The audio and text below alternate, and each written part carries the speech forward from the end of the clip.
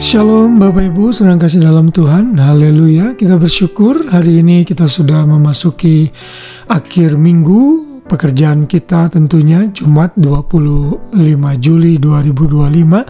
Setelah kita sibuk beraktivitas panjang minggu dan hari ini kita tentunya sudah siap lagi untuk beristirahat. Kalau saudara sudah mau tidur atau kalau saudara masih melakukan berbagai macam kegiatan yang lain, selamat beraktivitas. Izinkan saya kembali menemani dengan renungan malam pada hari ini.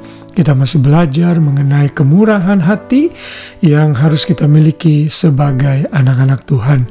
Dan hari ini kita belajar dengan judul Kasih Setia dan Kemurahan Tuhan.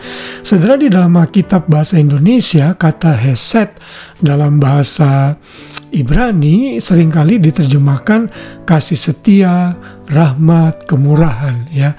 Jadi itu semua sebenarnya memiliki arti yang sama. Hari ini kita belajar dari Nabi Yeremia yang mencatat untuk orang-orang Yehuda sebelum mereka dibuang dan selama masa pembuangan.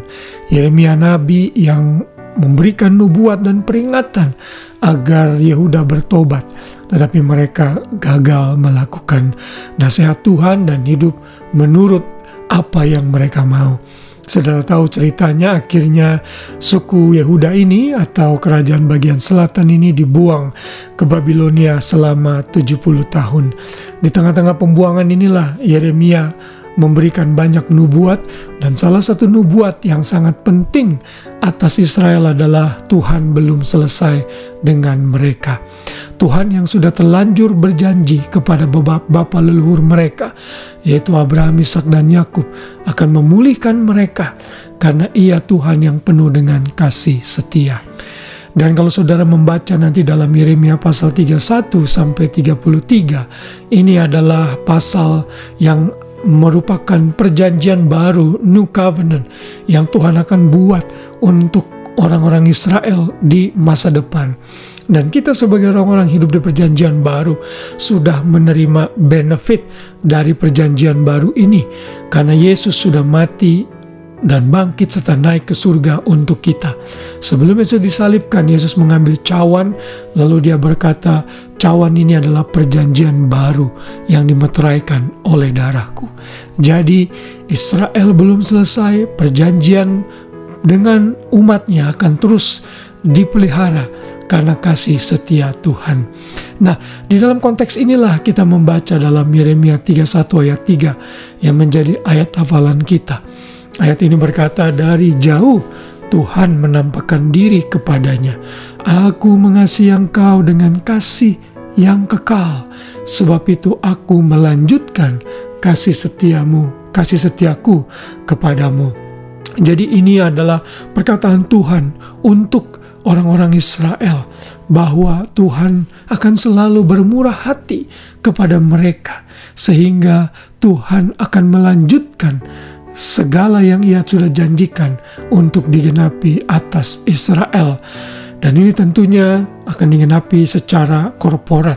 Sedangkan setiap individu, orang-orang Yahudi, orang-orang Israel harus mengambil keputusan untuk tetap percaya kepada Tuhan yang disembah di dalam nama Yesus.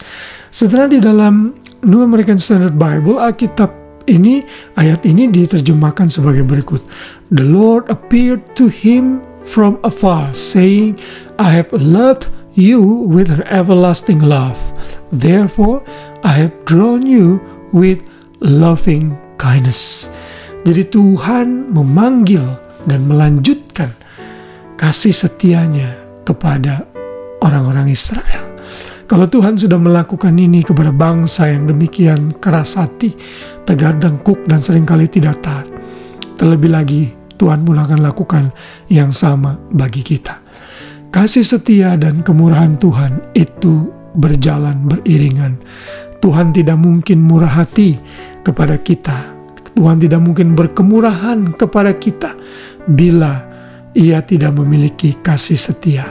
Karena itu tetap pandang Tuhan.